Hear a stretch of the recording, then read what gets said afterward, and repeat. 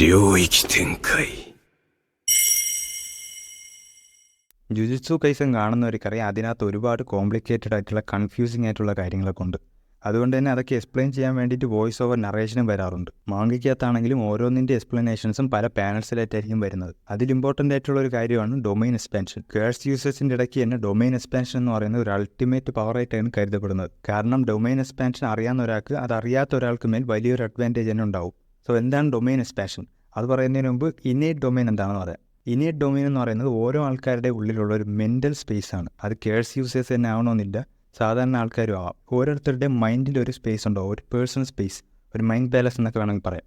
അത് വേറെ ആർക്കും കാണാനോ എക്സ്പീരിയൻസ് ചെയ്യാനോ ഒന്നും പറ്റുന്ന ഒരു കാര്യമുണ്ട്. സോ ഈ ഒരു ഇന്നേറ്റ് ഡൊമൈനിനെ എക്സ്പാൻഡ് ചെയ്ത് റിയൽ വേൾഡിൽ കേഴ്സ്ഡ് എനർജി ഉപയോഗിച്ച് മെറ്റീരിയലൈസ് ചെയ്തെടുക്കുന്ന ഒരു പ്രോസസ്സാണ് ഡൊമൈൻ എക്സ്പാൻഷൻ എന്ന് പറയുന്നത്. അങ്ങനെ മെറ്റീരിയലൈസ് ചെയ്തെടുക്കുന്ന സമയത്ത് ആ ഒരു കേഴ്സ്ഡ് എനർജിയിലൊപ്പം നമ്മുടെ കേഴ്സ് ടെക്നിക്കും കൂടി ഇമ്പ്യൂവ് ചെയ്തിട്ടുണ്ടായിരിക്കും. അങ്ങനെ ചെയ്ത് കഴിയുമ്പോൾ മറ്റുള്ളവർക്കും അത് കാണാനും എക്സ്പീരിയൻസ് ചെയ്യാനും പറ്റും. പുറമേ ഉള്ളവർക്ക് ഒരു വലിയൊരു കറുത്ത ഗോളമായിട്ടായിരിക്കും അത് കാണാൻ പറ്റുന്നത്. പക്ഷേ അതിനകത്ത് വലിയൊരു ലോകം തന്നെ ഉണ്ടാവാം. ഈ കറുത്ത ഒരു ഗോളമായിട്ട് കാണപ്പെടുന്നതിൻ്റെ കാരണം ഇതൊരു ബാരിയർ ടെക്നിക്കാണ്. നമ്മൾ സീരീസിൽ ഫസ്റ്റ് സീസൺ തൊട്ടേ കാണുന്നതാണ്, പല ടൈപ്പ് ബാരിയർസ് കാണാറുണ്ട്. സോ ഇതും ഒരു ബാരിയർ ടെക്നിക്കാണ്. ആദ്യം ഒരു ബാരിയർ ക്രിയേറ്റ് ചെയ്ത് അതിനകത്തായിരിക്കും ഡൊമൈൻ ക്രിയേറ്റ് ചെയ്യുന്നത്. സോ ഇത് പവർഫുൾ ആവാൻ കാരണം ഇതിന് ഒരുപാട് അഡ്വാൻറ്റേജസ് ഉണ്ട്.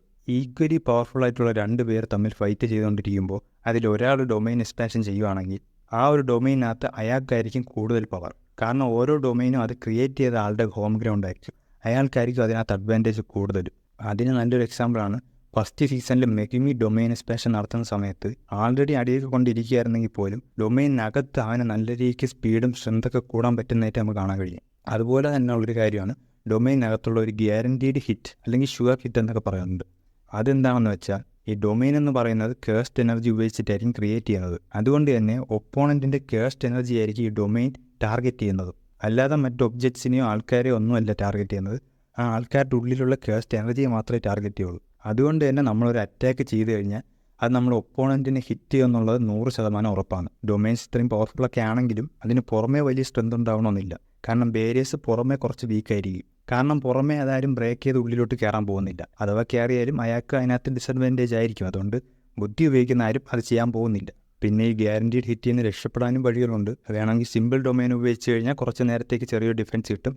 അല്ലാന്നുണ്ടെങ്കിൽ നമുക്ക് നമ്മളുടെ ഡൊമൈൻ എക്സ്പാൻഡ് ചെയ്ത് ഒപ്പോണൻറ്റിനെ ഓവർ പവർ ചെയ്യാൻ പറ്റും. അതിന് ഗോജോര കേസിൽ സംഭവിച്ചതുപോലെ ഒപ്പോണൻറ്റിനെയും കാട്ടി പല മടങ്ങ് പവർഫുൾ ആവണമെന്ന് നിർബന്ധമില്ല. സ്ലൈറ്റ്ലി പവർഫുള്ളോ അല്ലെങ്കിൽ ഈക്വലി പവർഫുൾ ആണെങ്കിൽ പോലും നമ്മളുടെ ഡൊമൈൻ ഉപയോഗിച്ച് അതിനെ നമുക്ക് ആ ഒരു ഷുവർ ഹിറ്റ് എഫക്റ്റിനെ ഒന്ന് ന്യൂട്രലൈസ് ചെയ്യാൻ നമുക്ക് പറ്റും. ഇത്രയൊക്കെ ചെയ്യാമെന്ന് പറയുന്നത് ഒട്ടും ഈസി ആയിട്ടുള്ളൊരു കാര്യമില്ല. അതുകൊണ്ട് തന്നെയാണ് എല്ലാവർക്കും ഡൊമൈൻ എക്സ്പാൻഷൻ ഇല്ലാത്തതും. ആദ്യമേ ഒരു കേഴ്സ് ടെക്നിക്ക് ഉണ്ടായിരിക്കണം, പിന്നെ ഒരു large amount of cursed energy ഉണ്ടായിരിക്കണം. ഇത് രണ്ടും ഉണ്ടെങ്കിലും ഇത് നല്ല രീതിയിൽ കൺട്രോൾ ചെയ്താൽ മാത്രമേ ഒരു പെർഫെക്റ്റ് ആയിട്ടുള്ള ഡൊമൈൻ ക്രിയേറ്റ് ചെയ്തെടുക്കാൻ പറ്റുള്ളൂ. ഇത്രയൊക്കെ കറക്റ്റായിട്ട് ചെയ്താൽ പോലും ഒന്നിൽ കൂടുതൽ പ്രാവശ്യം അടുപ്പിച്ചടുപ്പിച്ച് ഒരാൾക്ക് ഡൊമൈൻ എക്സ്പാൻഷൻ ചെയ്യാമെന്ന് പറയുന്നത് ഇമ്പോസിബിൾ ആയിട്ടുള്ളൊരു കാര്യമാണ്. കാരണം ഒരു പ്രാവശ്യം ഡൊമൈൻ എക്സ്പാൻഷൻ ചെയ്യുമ്പോൾ തന്നെ വലിയൊരു amount of cursed energy waste ആയി പോകും. സോ ഉടനെ തന്നെ വീണ്ടും ഒരു പ്രാവശ്യം കൂടെ ചെയ്യാമെന്ന് പറയുന്നത് പറ്റുന്ന കാര്യമില്ല.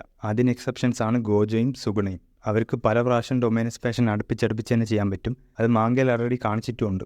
ഞാൻ നേരത്തെ പറഞ്ഞൊരു കാര്യമാണ് ബാരിയർ ക്രിയേറ്റ് ചെയ്തതിന് ശേഷമാണ് ഡൊമൈൻ ക്രിയേറ്റ് ചെയ്യുന്നത്. അതുപോലെ തന്നെ ഡൊമൈൻ എന്ന് പറയുന്നത് ഒപ്പോണൻറ്റിൻ്റെ കേഴ്സ്ഡ് എനർജിയാണ് ടാർഗറ്റ് ചെയ്യുന്നത്. ഇതിന് രണ്ടിനുമുള്ള ഒരു എക്സെപ്ഷനാണ് സുഗുണയുടെ ഡൊമൈൻ, മാലവലൻ സ്ട്രെങ്ത്. കാരണം അതിനൊരു ബാരിയറിൻ്റെ ആവശ്യമില്ല. അതുപോലെ തന്നെ കേഴ്സ്ഡ് എനർജി അല്ല അത് ടാർഗറ്റ് ചെയ്യുന്നത്. ആ ഒരു ഡൊമൈനിൻ്റെ റേഞ്ചിലുള്ള എല്ലാ ഒബ്ജക്ട്സിനെയും, ജീവനുള്ളതോ ഇല്ലാത്തതോ എല്ലാത്തിനെയും അത് ടാർഗറ്റ് ചെയ്യുന്നതാണ്. അത് തന്നെയാണ് നമ്മൾ സെക്കൻഡ് സീസണിൽ കണ്ടതും.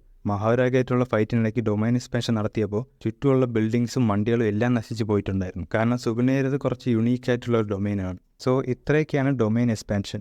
നിങ്ങൾക്ക് എന്തെങ്കിലും ഡൗട്ട് ഉണ്ടെന്നുണ്ടെങ്കിൽ കമൻറ്റ് ചെയ്താൽ മതി. ഞാൻ മാക്സിമം എക്സ്പ്ലെയിൻ ചെയ്യാൻ ശ്രമിക്കാം. പിന്നെ വീഡിയോ ഇഷ്ടപ്പെട്ടെങ്കിൽ ലൈക്ക് ചെയ്യുക. ഇതുപോലുള്ള കൂടുതൽ വീഡിയോസിന് വേണ്ടി ചാനൽ സബ്സ്ക്രൈബും ചെയ്യുക.